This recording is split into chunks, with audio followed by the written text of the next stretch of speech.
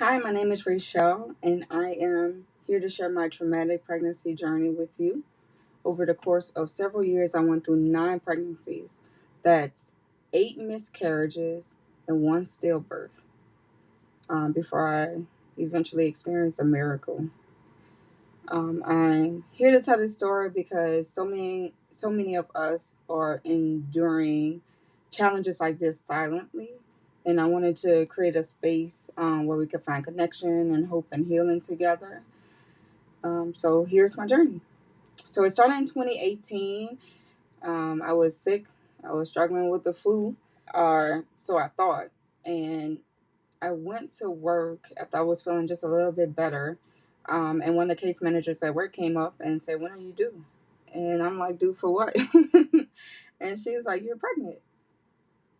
And I looked at her with a blank stare, like, "What are you talking about? I'm pregnant?" As if I couldn't be pregnant, like I was doing anything to prevent pregnancy. It's wild. Anyways, so I'm like, "I'm not pregnant." She's like, "Yes, you are." She's like, "Go take a test."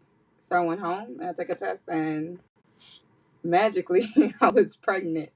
So definitely happy to say the least. My boyfriend at the time and I had been shopping for wedding rings. We decided that marriage would be the next step of our relationship. I had financial stability, and though I wanted to travel more and have the wedding first, I was fine with having a child and bringing a baby into the equation.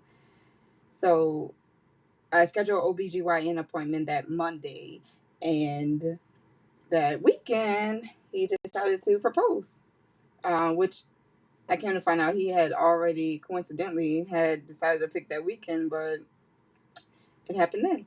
So went to the OBGYN a little early because I started bleeding the day before the appointment. I knew that was a red flag. However, I also knew that bleeding in a pregnancy doesn't always mean a miscarriage. But I wanted to get checked out to make sure that everything was okay. So I went there. A short Indian doctor was the OB that I saw. And when he did a transvaginal ultrasound, he said, "It looks like the baby was forming, but it looks like you're having a miscarriage. You should be further along." So he said, also explain the bleeding.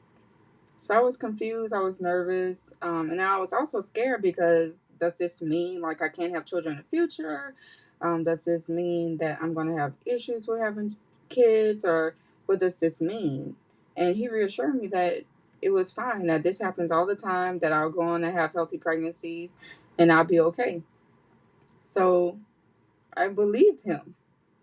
But I would soon find out that that was far from the truth, and that my pregnancy journey, in fact, wasn't easy at all, and that I couldn't even brace myself for the amount of loss I would experience and how I experienced the loss.